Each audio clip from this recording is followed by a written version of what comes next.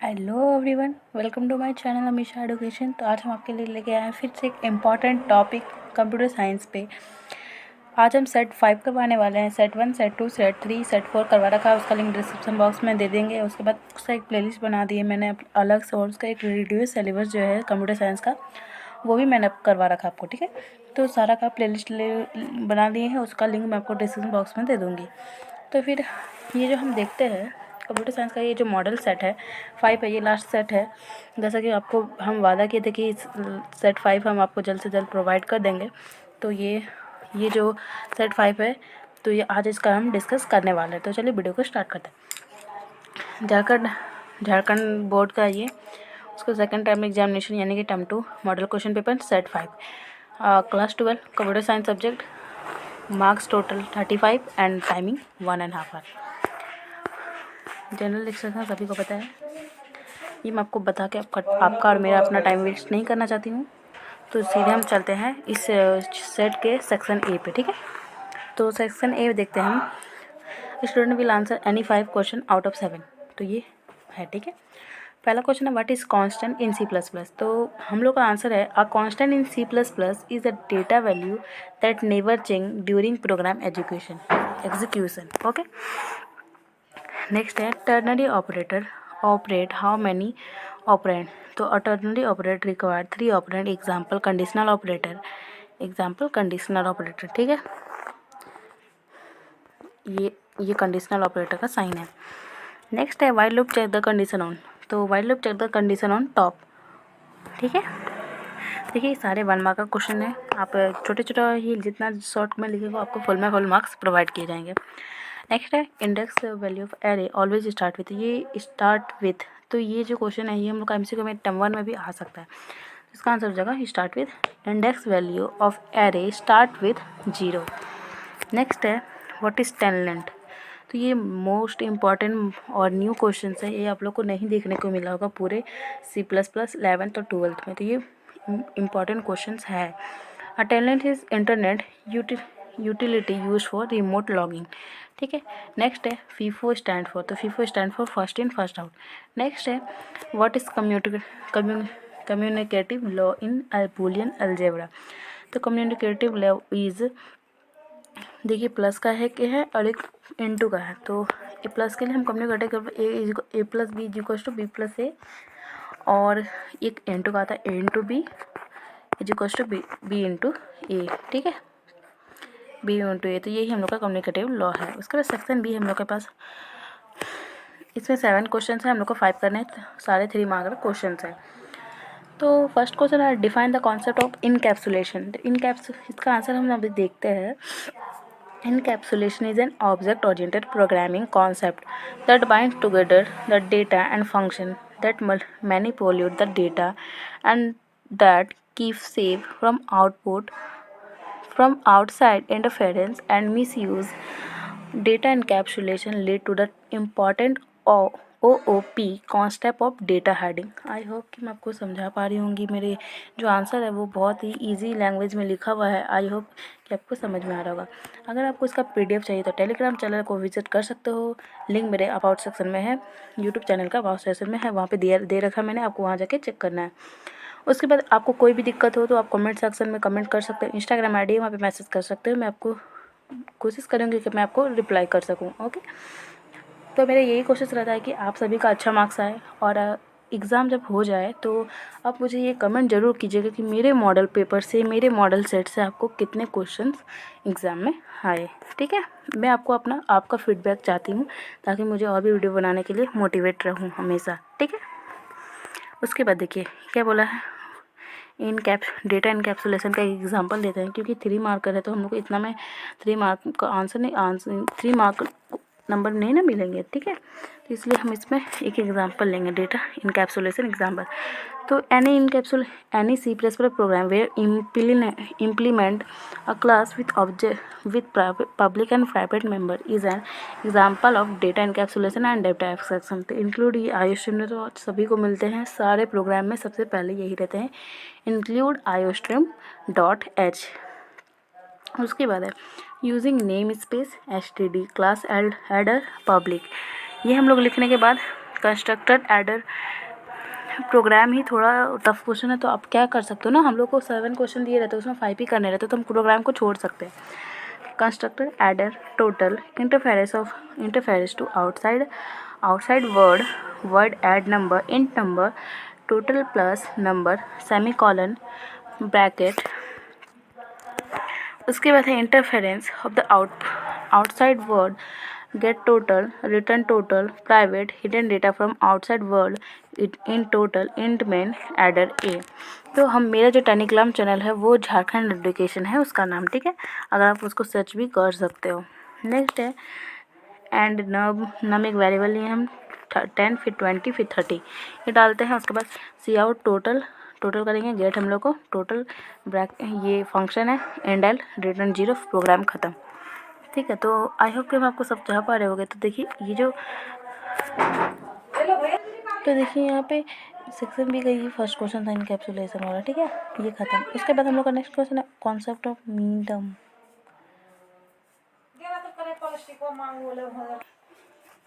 Next question given है हम लोग के पास example the concept of mean term max term and mean term in K map, ठीक है, कॉर्न मैप इसको फुल फॉर्म है, ठीक है। तो अब इसमें आप देख रहे होगे कि जो इसका आंसर हम लिखे हैं, पहले हम मीन टर्म लिखे हैं, ठीक है, पहले मीन टर्म लिखे हैं फिर मैक्स टर्म लिखे हैं, पहले मीन टर्म को पूरा डिफाइन किया फिर मैक्स टर्म को। तो मीन टर्म क्या है पहले समझते हैं मीन टर्म क्या है, ओके। तो पहले हम देखते हैं a mean term is a product term in Boolean function in which every statement is present either in normal or complemented form, ठीक है। तो इसमें क्या होगा ना मीन टर्म में, देखिए हम आपको पूरा अच्छे से एक्सप्लेन करते हैं ताकि वो कोई डाउट ना हो। फॉर एग्जांपल हम लेते हैं, एग्जांपल से सब कुछ क्लियरली समझ में आता है, ठीक है। तो पहले variable A1 ABC is boolean function then the possible min term would be ABC। तो क्या क्या मीन टर्म इसका हो सकता है, पहले ABC बहुत सारे हो सकते हैं, फिर AB, C AB, C फिर A, BC फिर AB, BC ऐसे बहुत सारे हो सकते हैं। This is for n variable boolean function there would be 2 n possible min terms. Min terms मतलब ये जो ABC है इनके बीच में इनटू का साइन रहेगा, कुछ नहीं है मतलब इनटू का साइन है, ठीक है। अगर मैक्स टर्म रहा तो यहाँ पे प्लस का साइन होगा, बस दोनों में यही फ़र्क है यानी कि डिफरेंस है, ठीक है। मीन टर्म को हम लोग बोलते हैं SOP और मैक्स टर्म को हम लोग बोलते हैं PO सम ऑफ प्रोडक्ट, ठीक है, और हम लोग को इसको बोलते हैं मैक्स टर्म को POS। ये अगर मीन टर्म और मैक्स टर्म में डिफरेंस आए तो it stand for SOP, it stand for POS। Max term is a term of Boolean. उसके बाद हम मैक्स टर्म ये एक एग्जांपल आप लिख सकते हो सारे मैक्स टर्म में, 2 पॉइंट हो गया। और पहला पॉइंट आप लोगों को लिखना है मीन टर्म और मैक्स टर्म का डेफिनेशन। मतलब मैक्स टर्म का हम आपको डेफिनेशन पहले एक्सप्लेन करते हैं। A max term is some term in boolean function in which every element is present either in normal or in complemented form, ठीक है। तो देखिए फॉर एग्जांपल बूलियन पहले वेरिएबल ले लिए ABC boolean function then the possible max term would be AB A plus B plus C फिर A plus B plus C, ऐसे हम लोग को लिखना है। फिर for n variable boolean function possible max terms, उसके बाद ये हो गया which is also called consecutive normal form, CNF का फुल फॉर्म। उसके बाद बच्चे देखिए हम लोग ये क्वेश्चन कंप्लीट हो गया मीन टर्म और मैक्स टर्म का। तो मीन टर्म और मैक्स टर्म आपको डिफरेंस अभी आ गया, तो आप लोग लिख सकते हो इस क्वेश्चन को थ्रू, ठीक। इसमें हम आपको फुल एक्सप्लेन कर दिए, सब कुछ एक्सप्लेन कर दिए। मीन टर्म में इनटू होता है, मैक्स टर्म में प्लस होता है, ठीक है।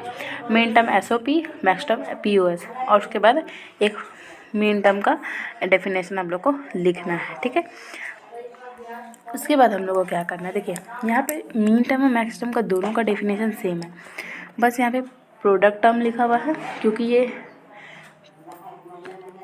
यहाँ पे प्रोडक्ट टर्म लिखा है, ठीक है, क्योंकि यहाँ पे POS है, ओके, इसलिए पे प्रोडक्ट टर्म लिखा है मीन टर्म में। उसके बाद यहाँ पे SOP है इसलिए सम सम टर्म लिखा है, यहाँ पे प्रोडक्ट टर्म लिखा है, बस यही डिफरेंस है। पहले डेफिनेशन, फिर एंटो, फिर एस। ये किससे स्टैंड करता है? ये स्टेटिस्ट mean term stand for SOP, max term stand for POS. आपको आई होप कि सबको अच्छे से समझ में आ गया होगा, ठीक है।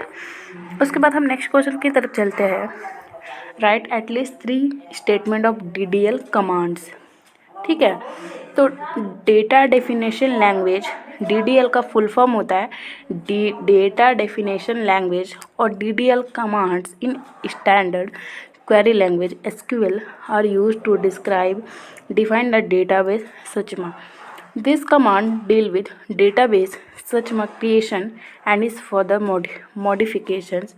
Some properly known DDL commands और create, alter, drop सारे बोल्ड लेटर में होंगे, कैपिटल लेटर में। ट्रंकेट,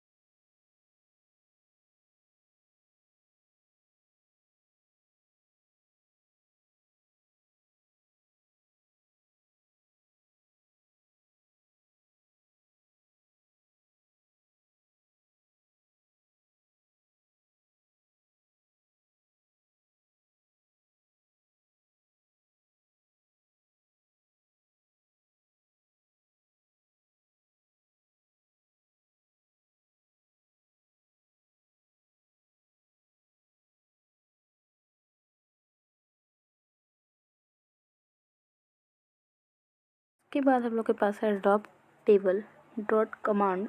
तो drop table SQL command is use to delete a database object from the database.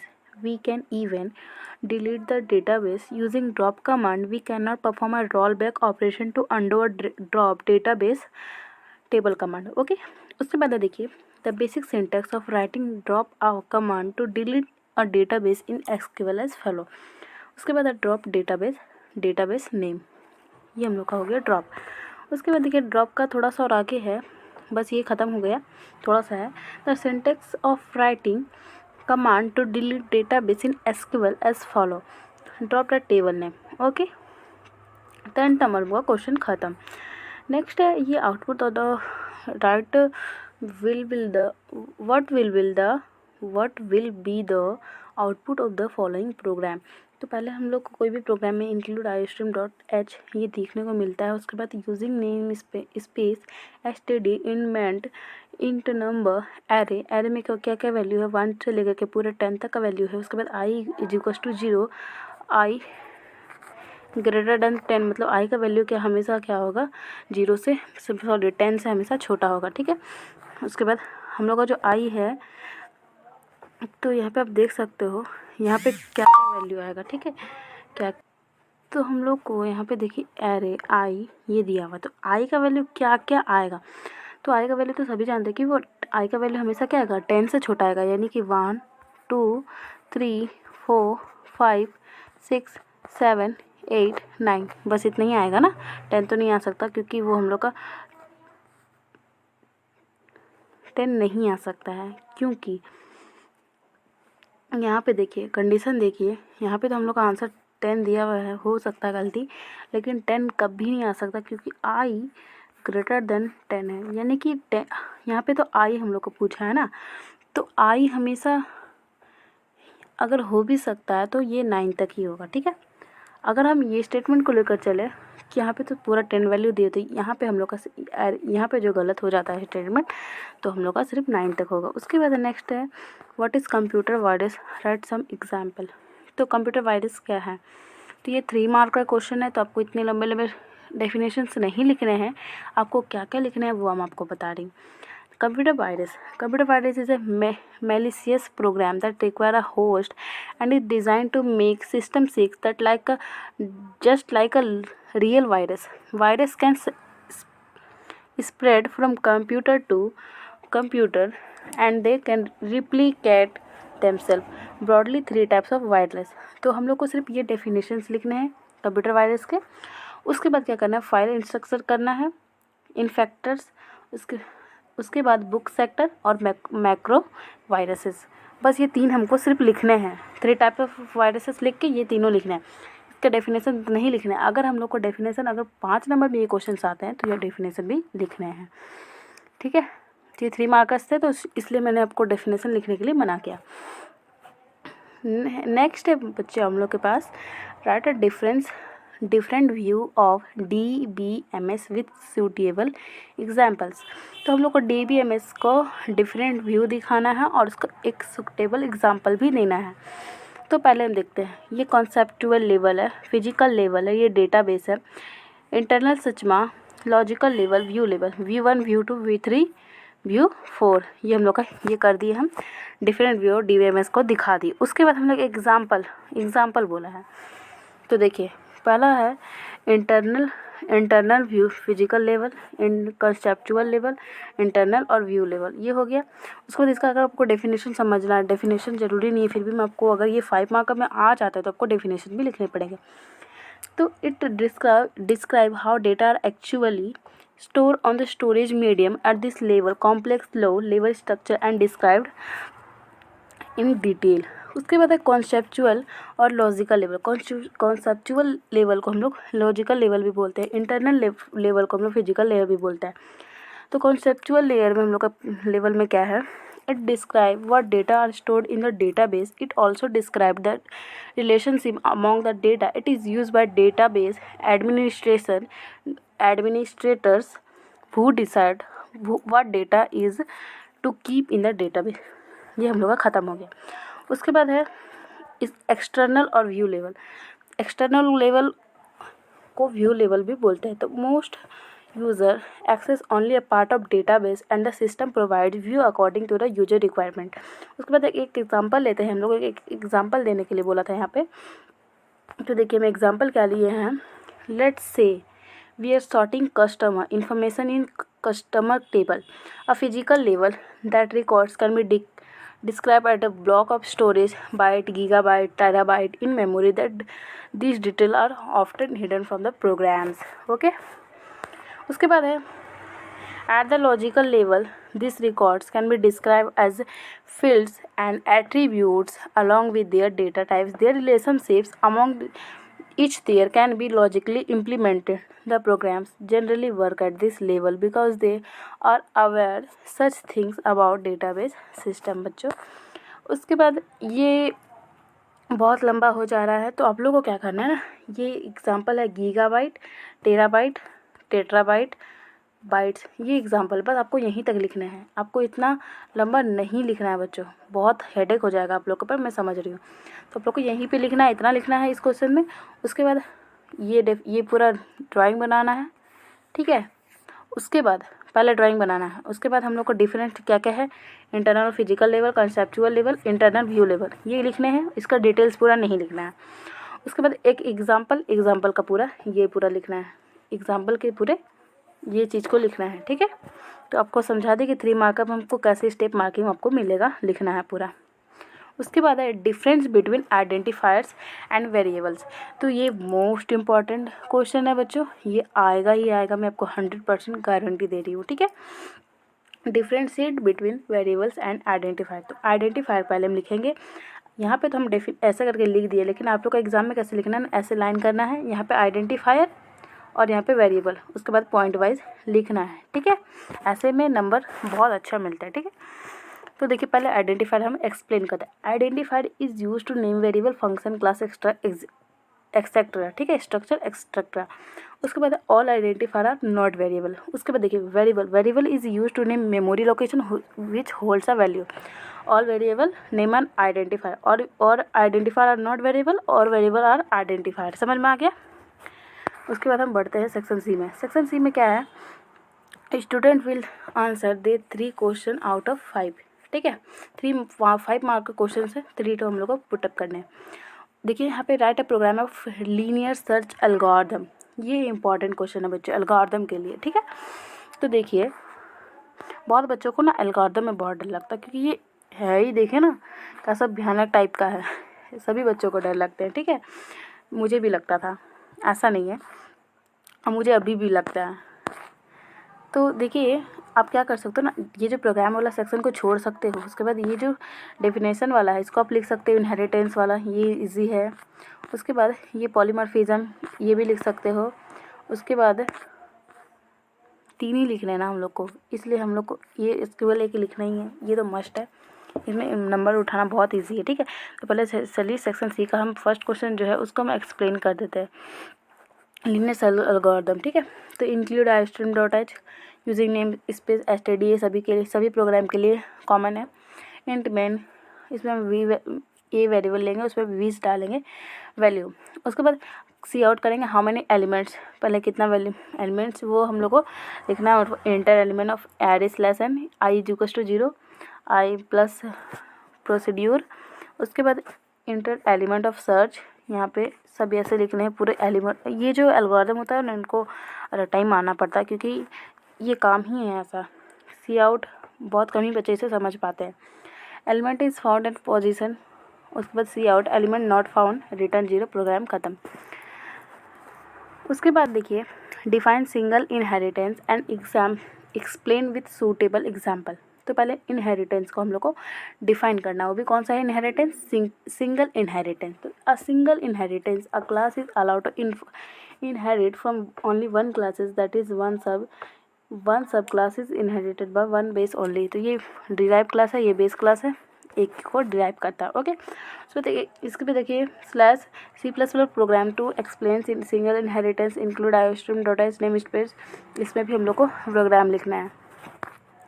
उसके बाद देखिए यहाँ पे क्या हो जाता है ना, public vehicle cout, this is vehicle एक नाम का हम लोग ले लेते हैं वेरिएबल। फिर car public vehicle derive from a single base classes, car public vehicle. उसके बाद हम लोग को ये साइन, उसके बाद इंट मेन में हम लोग क्या क्या डालना है, क्रिएटिंग ऑब्जेक्ट ऑफ और sub class will car object return 0। उसके बाद ये क्वेश्चन खत्म। नेक्स्ट है what is polymorphism, give an example to implement polymorphism. तो मैंने जितने भी सेट्स आपको करवाए हैं उसमें से सबसे टफ सेट जो है ये 5 है, टफ सबसे ज़्यादा। तो इससे क्वेश्चन बहुत कम ही पूछे जा सकते हैं, ठीक है। आपको घबराना नहीं है, क्योंकि कंपटीशन का अभी तक सेट जारी नहीं हुआ है, जिसके कारण एग्जाम्पल इसके आसान क्वेश्चन से पूछे जाएंगे। तो polymorphism is C++ mean that same entity function और object we have differently in different scenarios, okay. Consider this example. So the operator C++ can perform two specific function to different scenarios, that is when the plus operator is used in number it performs addition. तो बच्चों देखिए हम ए का value पे ए लिए हैं, B का value भी ए का वैल्यू हम 6 लिए हैं इंट में, बी का वैल्यू भी 6 लिए हैं। इनको सम करेंगे जब, तो A plus B sum is equal to 12, 6 + 6 12। उसके बाद है and the same operator is using the string it performs concatenation. उसको single first name grade, single last name learning, ये सब हम लोग खुद से लेते हैं, ठीक है। तो फिर स्ट्रिंग नेम क्या करेंगे, first name plus last name, time of polymorphism in C++, एक एग्जांपल हो गया। उसके बाद है पॉलीमॉर्फिज्म का 2 टाइप होता है। Polymorphism in C++ categorize into 2 types, compile time polymorphism, run time polymorphism. तो आपको सिर्फ ये जो पॉइंट है बस उसी को लिखने, इनको डेफिनेशन डिफाइन करने का कोई ज़रूरत नहीं है, क्योंकि 5 मार्क के लिए हमने ऑलरेडी बहुत कुछ लिख लिया है, तो इतना टाइम भी नहीं रहता हम लोग के पास, ठीक है। देखिए compile time polymorphism a function is called at the time of program compilation. We call this type of polymorphism early binding और static binding. Function overloading and operator overloading is type of compile and polymorphism. ठीक है, तो function overloading और operator overloading को compile time polymorphism कहते हैं। तो आप ये शॉर्ट वाला एग्जांपल आप ये वाला डेफिनेशन आप लिख सकते हो, क्योंकि हम लोग के पास टाइमिंग भी बहुत कम है ना, 1.5 आवर का टाइमिंग है, तो इसमें इतना सारा लिखने पाना पॉसिबल नहीं है। उसके बाद run time polymorphism functional call at the time the program execution has it is known as late binding और डायनेमिक बाइंडिंग। फंक्शन ओवरलोडिंग होगा, सॉरी ये डेफिनेशन थोड़ा सा गलती हो गया है, जब टाइपिंग हो रहा था तो गलती हो गया होगा। तो ये देखिए फंक्शन ओवरलोडिंग, यहाँ पे function overloading is part of run time polymorphism. तो ये भी खत्म हो गया। 18 नंबर क्वेश्चन है, इसमें देखिए 4 हम लोग को दिए हैं, डेफिनेशन को पुटअप करें। Node, client, network, server. तो पहले हम नोड को डिफाइन करेंगे, फिर क्लाइंट को, फिर नेटवर्क को, फिर सर्वर को। ठीक है, तो नोड क्या है? नोड हम पहले बताएंगे। नोड को आपको यहीं तक लिखना है, क्योंकि 1 मार्कर सारे, क्योंकि टोटल 5 मार्कर है, तो 1 मार्कर है सारे, 4th नंबर हो रहे और एक नंबर भी इसी पे दिया जाएगा। ठीक है, तो a node is any physical device within a network of other tools that able to send, receive or forward information. A personal computer is most common node. It is called a computer node or internet node. उसके बाद client. Client का definition आपको कहाँ तक लिखना है? ये server तक लिखना है। 1 मार्क है ना, इतना बड़ा हम क्यों लिखने जाए, टाइम ही नहीं है हम लोग के पास। A client is computer that connect to and use the resources of remote computer और सर्वर। ये हम लोग का क्लाइंट का ख़त्म। अगर आपको सिर्फ क्लाइंट का डेफिनेशन 3 मार्क में पूछा जाता है तो बच्चों आपको ये पूरा फिलअप करना है। ठीक है, उसके बाद network. A network is collection of computer servers, mainframes, network device, peripherals or other device connected to allow the data sharing. An example of network is an internet which connect million people of all over the world. आप सभी जानते हैं कि network हम लोग का कितना ज़रूरी है और सभी से कनेक्टेड है, ऑल ओवर वर्ल्ड से नेटवर्क कनेक्टेड है। उसके बाद हम लोग का ये है लास्ट हम लोग का जो डेफिनेशन है वो सर्वर का है। तो सर्वर का भी हम लोग को ज़्यादा बड़ा एग्जांपल लिखना नहीं, बहुत बड़ा डेफिनेशन लिखना नहीं, क्योंकि 1 मार्कर है।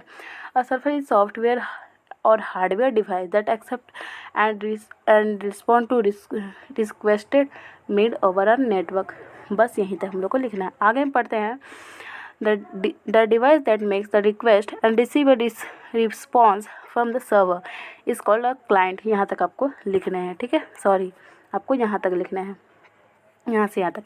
On the internet the term server commonly refers to the computer system that receives requested for web files and send those file on the client to the client. उसके बाद है लास्ट मेरा favourite question आ जाता है SQL command से। बहुत ही सभी को मज़ेदार लगते हैं क्वेश्चन सॉल्व करने में। 5 मार्क होते हैं और बहुत ईजी होते हैं। ठीक है, तो पहले हम टेबल का नाम देखते हैं क्या है। टेबल का नाम हम लोग क्या पे MCDPT डिपार्टमेंट। ठीक है, MC डिपार्टमेंट। यहाँ पे दिया हुआ है, सीरियल नंबर दिया हुआ है, नेम दिया हुआ है, एज दिया हुआ है, डिपार्टमेंट दिया हुआ है, चार्ज दिया हुआ है, सिटी दिया हुआ है, सभी कुछ गिवन है। उसके बाद कुछ क्वेश्चन 4 क्वेश्चन पूछे जाते हैं, मोस्टली 5 पूछे जाते हैं। ठीक है, तो पहले बोला गया to display odd information about cardiology department. Select star from MCDPT where department is equal to cardiology. उसके बाद second question to display the name female patient gynaecology department. तो select name MCDPT where department is equal to gynaecology. ठीक है, next है to list the name of all patient with their age ascending order. तो ये ascending order वाला एक question आएगा ही बच्चों आप लोग को। तो select name from MCDPT order by age ascending. Next है to count the number of all patient with age greater than 30। तो select count star from MCDPT where age equals to. देखिए आपको ये तो कमांड आप लिख ले रहे हो, लेकिन ये जो है इसको इन्वर्टर कॉमा के अंदर फिल करना है, तो लास्ट में सेमीकोलन जरूर लगवाना है। ठीक है, क्योंकि अगर आप सेमीकोलन नहीं लगाते तो अगर ये 1 मार्क का क्वेश्चन है तो आपको आधा मार्क्स काट लिया जाएगा। नेक्स्ट है to display the names and department who are from Delhi. तो select name department from MCDPT where city is equals to Delhi. तो ये आज का जो सेट है वो ख़त्म हुआ। मैंने 5 सेट आप लोग को पूरा करवा दिया।